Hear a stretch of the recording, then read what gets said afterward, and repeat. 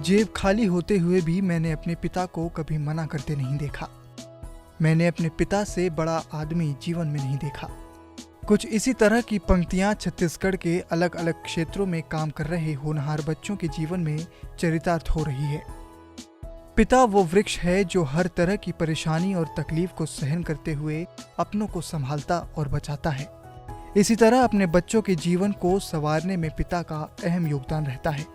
Fathers day के इस मौके पर ईटीवी भारत आपको राजधानी के कुछ ऐसे प्रतिभावान और होनहार लोगों से रूबरू करा रहा है जो आज अपने क्षेत्रों में माहिर ही नहीं बल्कि एक मुकाम हासिल कर चुके हैं और ये उपलब्धियां उन्हें उनके पिता से मिली हैं।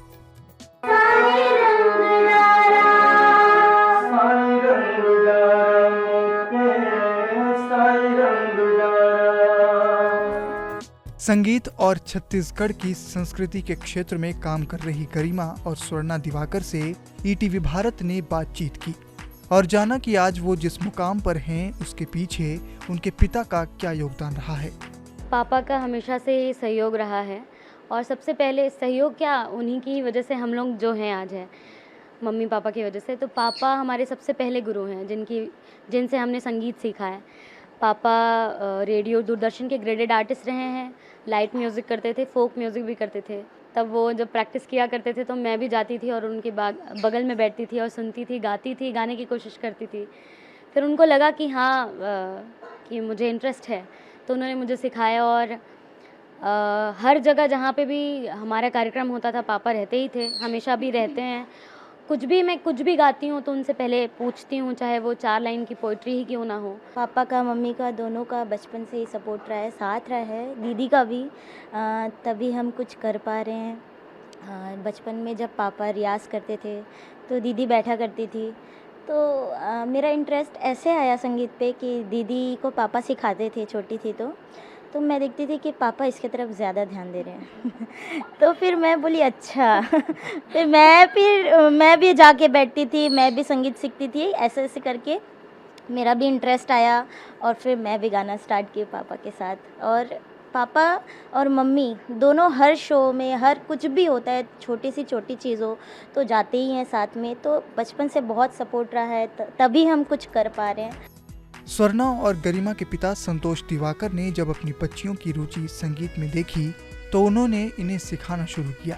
मेरे पिताजी संगीत में, गांव में क्या बैठक होती थी संगीत की, तो मुझे ले जाते थे। मैं पूरी रात बैठ के सुनता था, वहीं सो जाता था, फिर आता था। इस तरह से मैं खुद भी सीखा थोड़ा बहुत। फिर मेरे गुरुजनों से सीखा, जैसे डॉक्टर चितरंजन जी हैं, श्री मदन चौहान जी हैं। इन लोगों के साथ में रह करके कुछ सीखा और संगीत महाविद्यालय भी गया। और जो कुछ भी जो मैं सीखा तो मैं घर में रियाज़ करता था, तो देखा कि मेरे बच्चों को में भी वो इंटरेस्ट है, संगीत के प्रति लगाव है। तो बिठाना शुरू किया तो इन लोगों ने भी इंटरेस्ट लेना शुरू किया, अच्छा किया। और माँ बाप को चाहिए कि बच्चा किस क्षेत्र में इंटरेस्ट ले रहा है तो उसमें सपोर्ट करना चाहिए। इसी तरह एक और होनहार हैं जिन्होंने छत्तीसगढ़ी फिल्म इंडस्ट्री में अपना नाम कमाया। छत्तीसगढ़ फिल्म अभिनेत्री अनुकृति चौहान ने भी फादर्स डे के मौके पर अपने पिता को याद किया।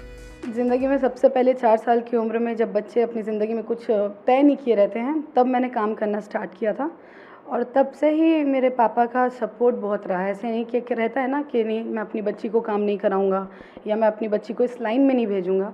तो कभी भी मेरे फादर का इतना नैरो माइंडेड थिंकिंग नहीं रहा।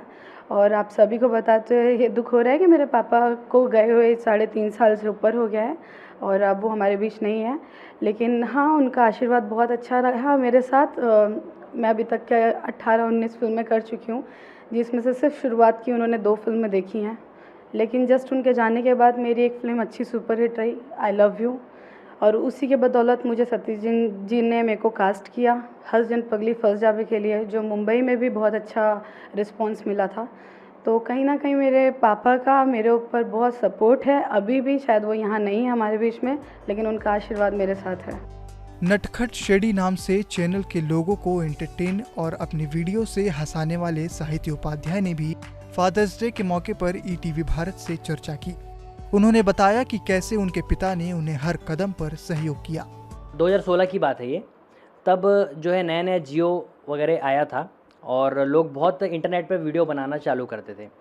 तो मुझे भी क्या कॉमेडी करने का बहुत शौक़ था, तो मैंने सोचा क्यों ना इसको प्रोफेशन ही बना दिया जाए। तो मैंने वो जॉब को छोड़ा और जब मैंने घर में बताया, जब मैंने पहला वीडियो बनाकर अपने पिताजी को दिखाया था तो बहुत खुश हुए। वो बोले कि ये तो बहुत अच्छा वीडियो बना है। तो पर उस समय उनको नहीं पता था कि इसको मैं एज़ अ प्रोफेशन आगे करने वाला हूँ। बट फिर जब एक दिन मैंने उनको बताया कि मैं अपनी बाइक को जो है बेचकर मैं क्या है आईफ़ोन लेना चाहता हूँ जिससे मैं वीडियो बनाऊँगा, तो उस समय भी उन्होंने कुछ नहीं कहा। उस समय भी मुझे बहुत सपोर्ट मिला घर से भी कि ठीक है कर लो जो तुमको अभी करना है। फिर थोड़े दिन बाद उन्होंने खुद से ही मुझे पूछा कि क्या इस कैमरे में उतनी क्वालिटी अच्छी आ जाती कि DSLR कैमरा भी चाहिए। तो मैं बोला अगर DSLR कैमरा आ जाएगा तो बहुत अच्छा हो जाएगा। तो अगले ही दिन उन्होंने मुझे पैसे लाकर दे दिए DSLR कैमरा लेने के लिए। तो शुरू से जो हमारे पिताजी हैं वो बहुत सपोर्टिव रहे हैं और हमेशा से वो चाहें कि जो मैं करना चाहता हूँ वो उसमें मेरा साथ दिया उन्होंने शुरू से। तो ये एक चीज़ जो है आपको कॉन्फिडेंस भी देती है और एज ए क्रिएटर आपको ग्रो करने में बहुत हेल्प करती है। इसलिए घर वालों का और माता पिता का साथ होना बहुत ज़रूरी है। साहित्य के पिता ने भी फादर्स डे के मौके पर अपने पिता को याद किया और बताया कि उनके पिता उन्हें कैसे हर चीज़ों में मदद किया करते थे। और इसी बहाने, इस दिन के बहाने पिता पुत्र के अंतर संबंधों पर हम बात करते हैं। और ये इस समय इस जो बाज़ारवाद के दौर में बहुत कठिन होता जा रहा है कि पिता पुत्र में आपस में गहरा रिश्ता हो। मैं आज के दिन अपने पिता को याद करता हूँ। वो जो गांधीवादी पिता थे जिन्होंने मुझे आगे बढ़ने में महत्वपूर्ण सहायता की। मेरी किताबें ला करके मुझे देते थे, बहुत कुछ दिया करते थे। वो आर्थिक दृष्टि से मुझे मदद करते थे। हर दृष्टि से पिता चाहते थे कि मैं जीवन में अगर रचनात्मक क्षेत्र में आगे बढ़ रहा हूँ, लेखन के क्षेत्र में आगे बढ़ रहा हूँ, पत्रकारिता के क्षेत्र में आगे बढ़ रहा हूँ, तो सपोर्ट करते थे। पत्रकारिता संबंधी किताबें ला के दिया करते थे। तो वो जो पिता के संस्कार मुझे मिले, तो मुझे लगा कि जब मेरा बेटा भी इसी लाइन पे जा रहा है, हालांकि वो पेशे से सिविल इंजीनियर है, सिविल इंजीनियरिंग करके अचानक उसने यू टर्न लिया और ये वीडियो बनाने के क्षेत्र में आया, तो पहले तो शुरू में मुझे लगा कि पता नहीं कैसा क्या करेगा, लेकिन उसकी इच्छा देख करके, उसकी लगन देख करके जितना हो सकता था तन मन धन से सहयोग करने की कोशिश की। और आज जो स्थिति में है तो संतुष्ट हूँ मैं कि वो उसने बहुत सही निर्णय लिया। इन तीनों की कहानी वाकई प्रेरणादायक है। एक बार फिर ये साबित हो गया है कि माता पिता के सपोर्ट से हर वो मुकाम हासिल किया जा सकता है जो नामुमकिन लगता है। सिद्धार्थ शिवासन, ईटीवी भारत, रायपुर।